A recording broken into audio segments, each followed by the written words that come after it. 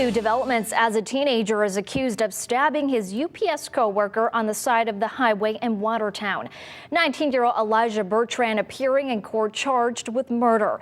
Police say he stabbed the victim, 28-year-old Nathan Burke, seen right here.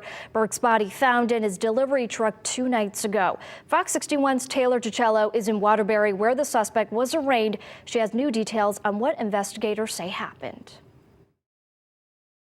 The victim's family also attended the arraignment, though they were not in the courtroom. But the state asked for Bertrand's bond to be raised from $2 million to $3 million because they said that the attack was so horrendous. State police found 28-year-old Nathan Burke slumped over the steering wheel of his UPS delivery truck Tuesday evening with a bloody folding knife confirmed to belong to 19-year-old Elijah Bertrand, Burke's delivery helper, in the truck. The state alleges that the defendant stabbed the victim 8 times and left the victim bloody. The victim later died of his wounds. According to state police, Burke and Bertrand had just left Burke's house, where his girlfriend made dinner, before Burke drove Bertrand home. 911 calls started coming into police shortly after they left. Bertrand fled the truck and was later found by police at a Valero gas station in Plymouth.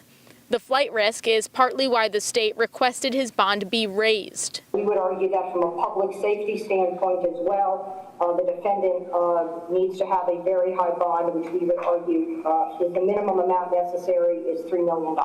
Bertrand's attorney says this is exorbitant because his ties to the area make him a low flight risk. Bertrand's listed address on the arrest report is in Bristol. He's been schooled in the Avon school system. He graduated from Coventry High School.